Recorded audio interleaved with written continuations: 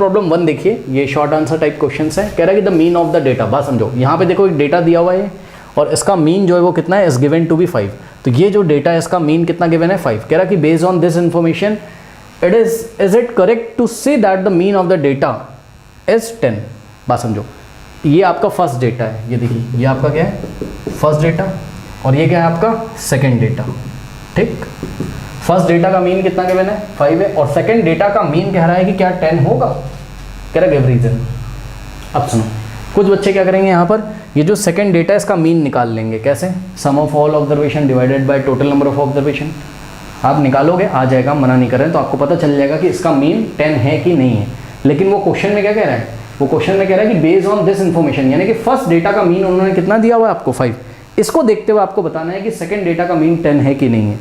आपको कैलकुलेशन नहीं करनी है, ऊपर वाले डेटा का मीन 5 दिया, उसके बेसिस पे आपको बताना है कि सेकेंड डेटा का मीन 10 है कि नहीं है। तो देखिए यहाँ पर इस क्वेश्चन को कराने से पहले मैं आपको कुछ बताना चाहता हूँ। देखो, अगर आपके पास कुछ ऑब्जर्वेशन है, x1, x2, x3, correct, x4 and so on to xn, इन ऑब्जर्वेशंस को अगर आपने इंक्रीज कर दिया किसी नंबर से, तो मीन भी उतने से ही इंक्रीज हो जाता है। याद है कि नहीं? हाँ, देखिए ना, बात समझो, ये x1, x2, x3 and so on to up to xn observation है। अगर हर एक नंबर को हमने, हर एक डेटा को हमने अगर इंक्रीज कर दिया, मान लीजिए 2 से, करेक्ट, तो x1 प्लस 2 ये फर्स्ट ऑब्जर्वेशन हो जाएगी, x2 प्लस 2 ये सेकंड ऑब्जर्वेशन हो जाएगी, x3 प्लस 2 ये थर्ड ऑब्जर्वेशन हो जाएगी, x4 प्लस 2 ये फोर्थ हो जाएगी। इसी तरीके से करते करते xn प्लस 2 ये लास्ट ऑब्जर्वेशन हो जाएगी। अब इनका अगर मीन आप निकालोगे तो क्या हो जाएगा, सोचो।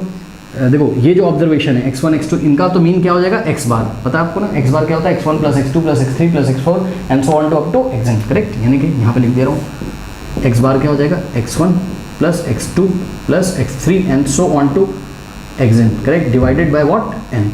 ठीक, अब ये जो न्यू ऑब्जर्वेशन आ गई, और ये न्यू ऑब्जर्वेशंस कैसे आई हैं, each observation is increase bye 2, multiply नहीं किया है, इंक्रीज बाय 2 मैंने बोला है, करेक्ट।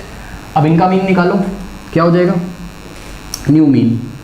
ये मैं पिछले चैप्टर में 14.1 में आपको पढ़ा चुका हूँ। जो न्यू मीन होगा वो पुराने वाले में 2 ऐड करके आएगा। देखिए मैं आपको करके दिखा देता हूँ।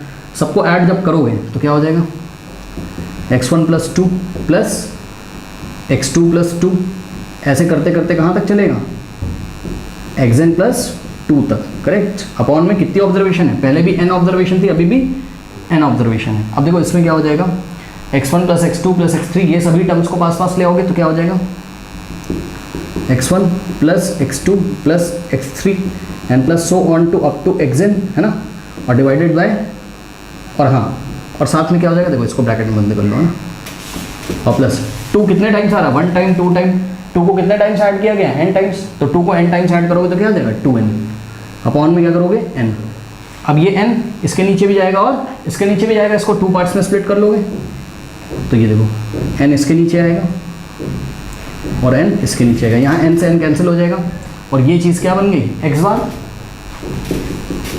और प्लस 2 बच गया। यानी कि जो न्यू मीन है वो पुराना वाला जितना मीन था उसमें 2 ऐड करके आएगा। यानी कि बस मैं रिवाइज करा रहा था, हर एक ऑब्जर्वेशन को अगर हम सेम नंबर से इंक्रीज कर दें तो नया मीन भी सेम नंबर से इंक्रीज हो जाता है। ठीक, एक तो ये थ्योरम है जो पिछले चैप्टर में हमने आपको पढ़ाई थी, करेक्ट। अब दूसरी थ्योरम क्या है, अगर हर एक ऑब्जर्वेशन को हम सेम नंबर से मल्टीप्लाई कर दें तो जो न्यू ऑब्जर्वेशंस हैं, जो न्यू डेटा आएगा, ठीक है, उसका जो मीन है वो पुराने वाले से उतने ही टाइम्स हो जाता है। मतलब बात समझो, जैसे कि मान लो कि जो पुरानी वाली ऑब्जर्वेशंस थी वो क्या थी, x1, x2, x3, x4 and so on to up to xn, और पुरानी वाली ऑब्जर्वेशंस का या पुराने वाले डेटा का मीन कितना है, x बार, और हर एक ऑब्जर्वेशन को इस बार हम 2 से अगर मल्टीप्लाई कर दें तो जो न्यू मीन होगा वो कितना होगा, पुराना वाला मीन इंटू 2, यानी कि 2 इंटू x बार। ये बात मैं आपको प्रूफ करके दिखा देता हूँ, बात समझिए। देखिए देखिए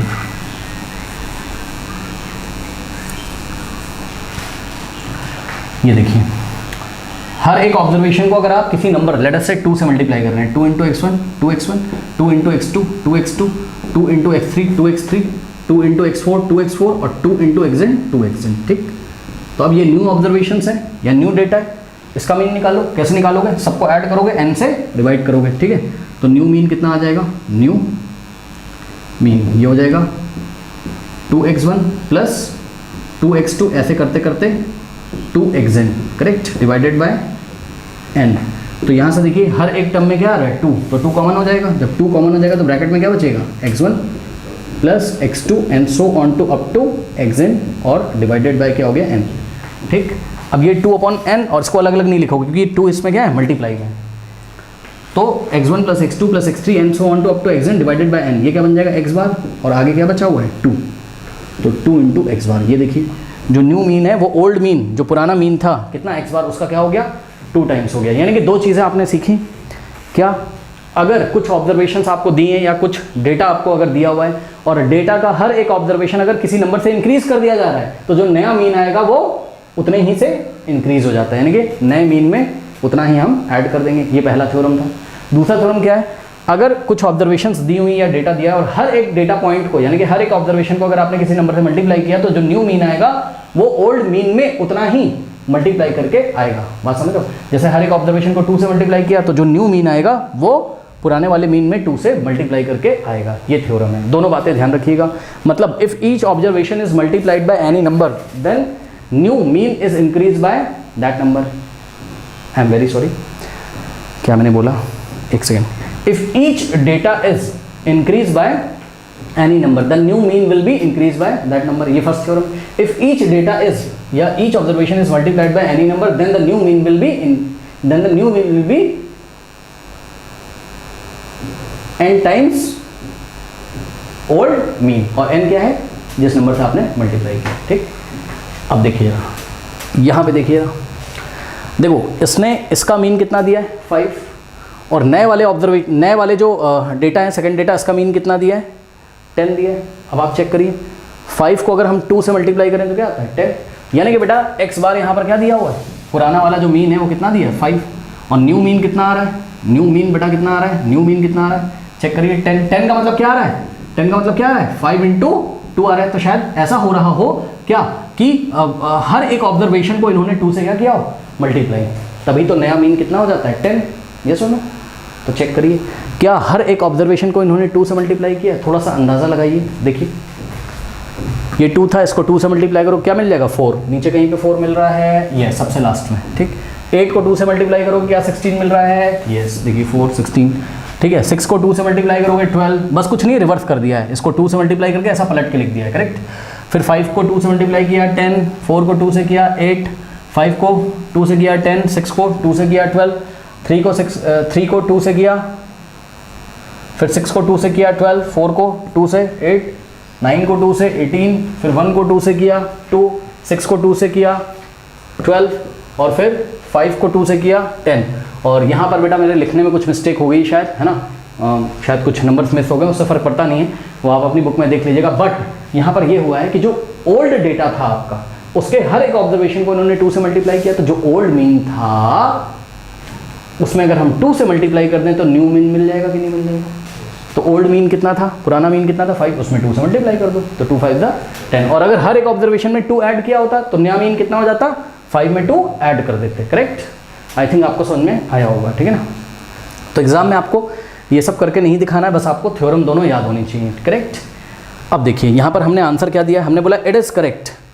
रीज़न क्या है, since the second data is obtained by multiplying each observation of first data bye 2। मतलब फर्स्ट डेटा में हर एक ऑब्जर्वेशन को जब हमने 2 से मल्टीप्लाई किया तो हमें क्या मिला, सेकेंड डेटा मिला। Therefore the mean will be 2 times the mean of the first data. Therefore जो नया मीन है वो ओल्ड मीन का क्या होगा 2 टाइम्स होगा, करेक्ट। कोई डाउट है बताइए। तो इस तरीके से हम सैम्पल प्रॉब्लम 1 को सॉल्व करेंगे, ओके कर लीजिए।